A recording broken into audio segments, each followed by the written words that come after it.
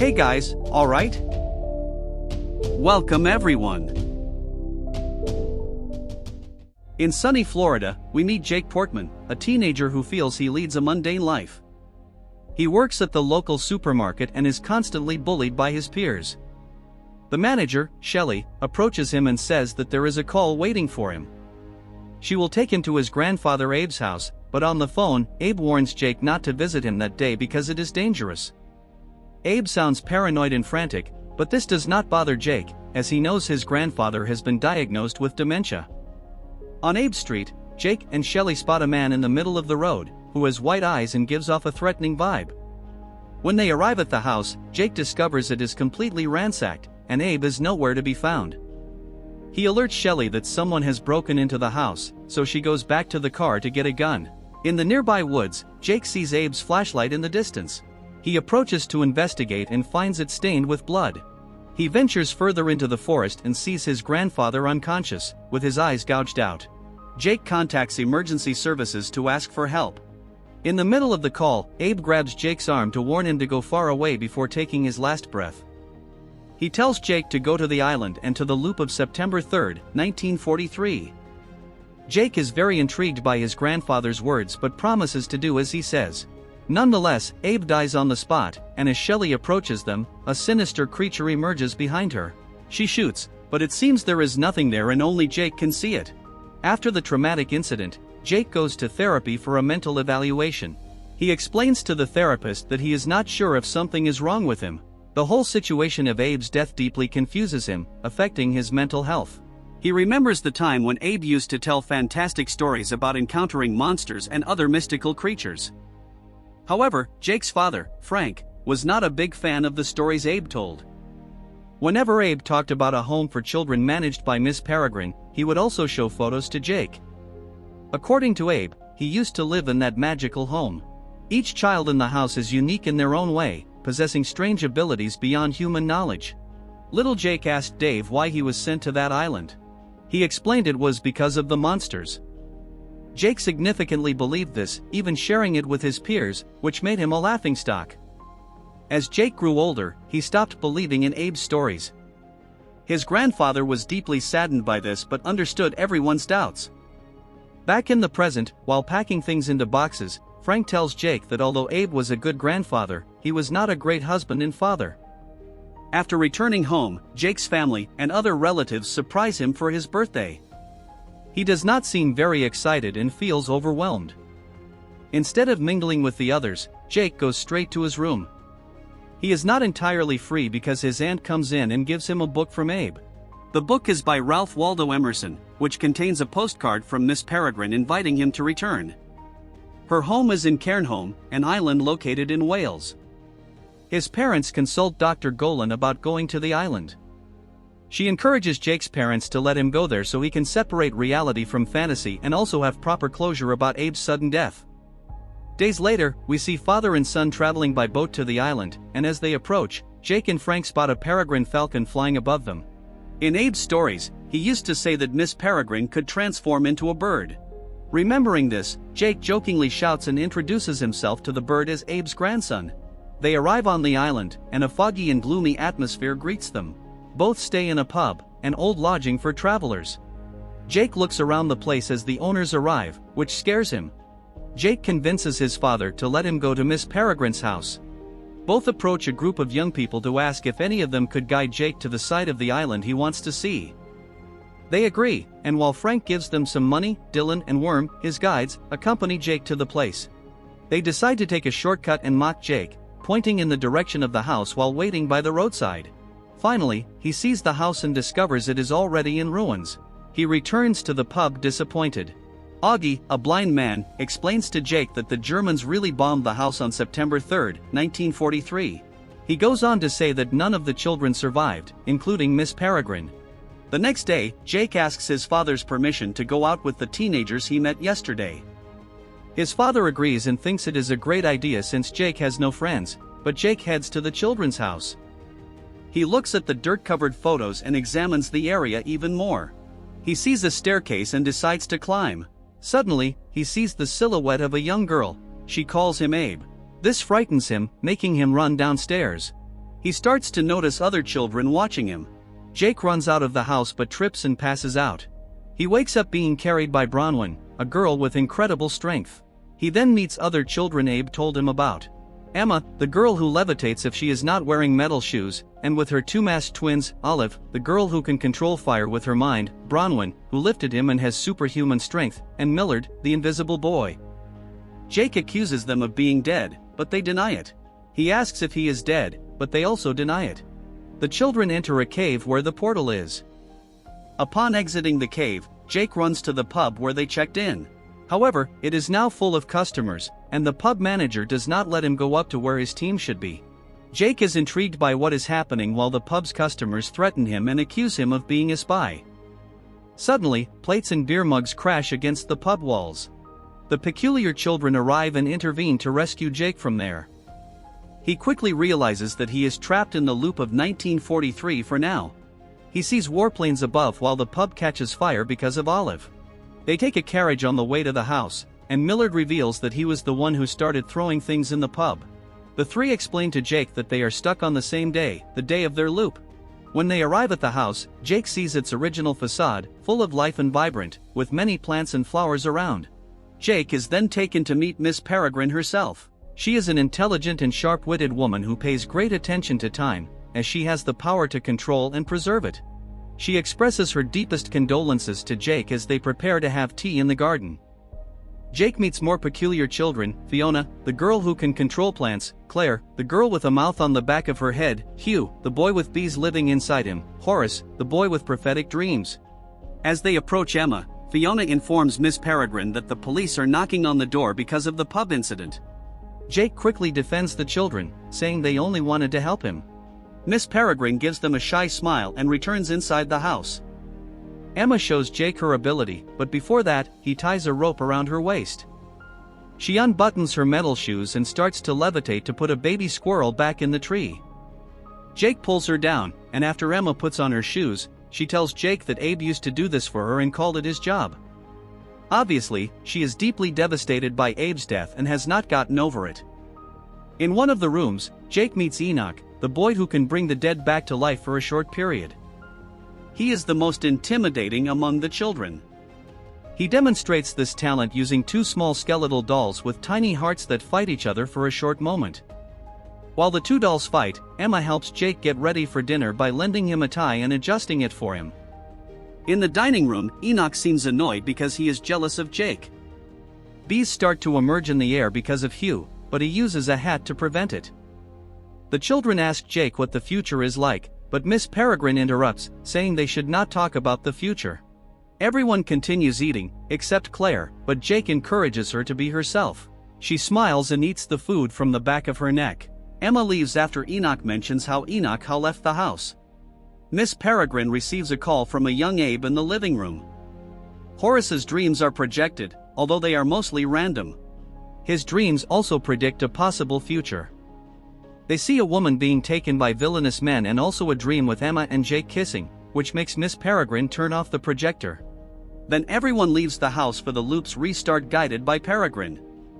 They are stuck on September 3, 1943, during the World War II bombings. Moments before a bomb falls on the house and kills everyone, they wear masks and look up at the planes, waiting for the bomb. Before it can fall, Miss Peregrine rewinds the clock to 24 hours earlier.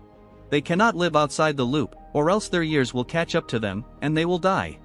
Emma takes Jake back to the cave, and he shows her what a phone is. They take a picture together, and meanwhile, the bird flies into the cave and crashes into the wall. Emma decides to take it back to the house for treatment, while Jake returns to his world and sees his father looking for him. A farmer calls them to ask about his sheep, which mysteriously died, but they do not know anything about it. They return to the room, and Jake finds a letter that Abe wrote to Miss Peregrine, warning her about someone named Mr. Barron and asking Miss Avocet, another headmistress of a home for peculiar children, to create a new loop as soon as possible. Jake and Frank go to the beach and meet an ornithologist researching rare birds. Frank feels discouraged from taking pictures of birds, so he decides to return to the room and sleep. This gives Jake a chance to sneak out and head to the other time, where the little strong girl welcomes him. Miss Peregrine is treating the bird, who is actually Miss Avocet, the same woman seen in Horace's dream, and a brine, like Miss Peregrine, which gives them the ability to transform into birds. Jake questions Miss Peregrine about Baron, but she avoids giving answers. He finds Enoch and Olive. Enoch takes Jake to Victor's room, Bronwyn's brother, who was killed by the same creature that killed Abe. His eyes are missing, and Enoch reanimates him like a puppet to scare Jake. He goes downstairs and sees the rest of the children about to leave for their daily outings. Back at the house, Miss Peregrine visits Victor and gives him a maternal hug, even though he is now a lifeless body. Emma takes Jake to her secret hideout, a sunken ship at the bottom of the ocean. Jake thinks Emma will drown, but she does not drown, as she has another power. She blows an air bubble for him to breathe underwater and then blows the water out of the ship, leaving the ship completely dry. She takes out a box entrusted to her. Emma shows Jake photos of pale people, including Mr. Baron, whom Jake recognizes as the man outside Abe's house the night he died. She reveals that Baron is the leader of the evil Peculiars, and he hunts loops to kill. Emma then tells Jake that he belongs to the peculiar world. He denies it and says he is ordinary. To convince him, she takes Jake to see Miss Peregrine with her hunting crossbow near a spot with the chalk outline of a creature on the ground. She is trying to hunt the beast that killed Victor, a tall, eyeless monster similar to what Jake saw in the woods. The terrifying creature emerges, but only Jake can see it. Miss Peregrine shoots the creature with an arrow, and it falls perfectly within the outline. Emma realizes that Jake's peculiarity is being able to see these monsters. Back at the house, Emma takes Miss Peregrine's book to explain who these creatures are. She reveals that Baron and his companions are hologasts, a different group of peculiars who hunt the good ones to live beyond the loops and live forever. She continues, saying that Baron conducted an experiment using Miss Avocet because of her powers, but it all went wrong and turned him, along with the other hollows, into monstrous and terrifying creatures. They managed to return to human forms by consuming the eyes of other peculiars, especially children. The more eyes they eat, the more human they appear. This makes Jake realize that Baron ate his grandfather's eyes. Miss Avocet wakes up and has now assumed her human form, afraid that Baron will go after the children. Miss Peregrine decides it is time to leave and find a new home in a loop. Emma and Jake argue because he does not want to go with them to another loop, so he decides to return through the portal. Jake returns to the beach and finds Frank worried. Augie is found dead near the rocks, with his eyes missing as if something attacked him.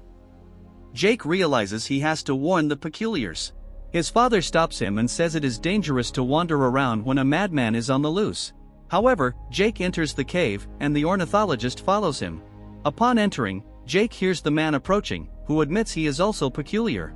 He then takes the form and appearance of Dr. Golan but soon reveals himself as Baron. He introduces himself and continues to say that he also saw Jake at Abe's house. He turns his hand into a blade and holds it to Jake's throat to make him do as he says. While the peculiar children pack their things to transfer to another loop, Baron forces Jake to take him to Miss Peregrine's house. Miss Peregrine opens the door and is concerned about the children's well-being. Baron enters and orders the children to come to him. However, the children only listen to Miss Peregrine when she tells them to retreat for their safety, knowing that Baron is waiting for his hollow friend to go after them. Miss Peregrine sacrifices herself to go with Baron in exchange for the children's safety. She then dramatically says goodbye to them. She asks Jake to promise that he will do everything to take care of the children if something happens to her. He promises, and then she transforms into a bird so that Baron can take her. Jake and Miss Avocet lead and help keep the children hidden in the darkness when the hollows decide to appear. Jake then answers the phone and hears a call from young Abe in 1943. Abe does not know Jake, as he has not met him yet. Jake takes the opportunity to say that he wishes he had been a better grandson to him. While Miss Avocet instructs the children on what to do, she is pulled through a wall by the hollow. The children scream in fear as they see the hollow enter. Jake tells them to go to a safe place and fights the hollow with Miss Peregrine's hunting crossbow. The hollow attacks Enoch after he tries to do something against it. Jake struggles to aim correctly. The hollow throws Enoch across the room using its long tentacles. The children run to the attic while this happens. Finally, Jake successfully hits the hollow before it takes Enoch's eyes. The hollow continues to follow them to the attic and bangs on the door. They try to escape through the window while Fiona controls a tree for them to take refuge in. When they are on the roof, the hollow enters the attic. They safely reach the tree. Eventually, the German plane drops the bomb on the house, killing the Hollow. The loop then closes forever, and the children can never return to that house. Not knowing what to do, they go to the beach and plan to leave the island. All the children work together to raise Emma's sunken ship to the surface so they can head to Blackpool, where there is another loop. They use their strength and abilities to successfully revive the ship. The process works, and after surfacing the ship, they are ready for the journey. Emma explains that since this loop was created in January 2016, they realize they can prevent Abe's death from happening if they kill Baron there. They show the map to the rest of the peculiars and explain how timing is essential. Everyone is in a race against time. They arrive at Blackpool Pier, which is a very unfamiliar place to them. They all pass through a haunted house where the Hollows are about to conduct their experiment with Miss Peregrine and other whites. Emma unbuttons her shoes to catch Baron's attention and reveals that they managed to kill the Hollow that attacked their house. They succeed in bringing the Hollows to the pier. Bystanders are surprised to see Emma levitate. She gets caught in one of the steel cables, and when a train is about to hit her, Jake pulls her and saves her life. One of the Hollows following them is dragged by the train. Once the Hollows reach the pier, the peculiar children counterattack. They throw snowballs and cotton candy at the Hollows so they can be seen in daylight. Meanwhile, Enoch brings some skeletons to life, which chase the Hollows and start fighting and killing them.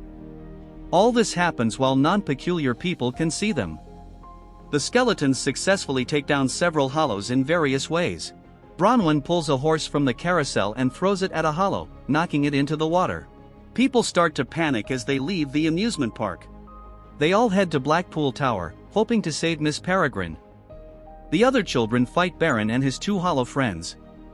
Emma blows a strong wind towards Baron while Hugh releases the bees to attack the other Hollows. The female Hollow climbs the bars and starts throwing knives at the children, as instructed by Baron. Meanwhile, Enoch attacks, but Baron manages to stop him. Olive also tries to set him on fire, but he knocks her down. After Jake misses a shot with a crossbow, Bronwyn throws a theater chair at Baron to distract him for a while. Horace tries to project a bright light at Baron but fails since Baron does not see him as a threat. The male Hollow tries to freeze and drown Bronwyn under a puddle of water, but Fiona stops him by throwing seeds at him. In a moment, the seeds sprout and wrap around him, strangling him.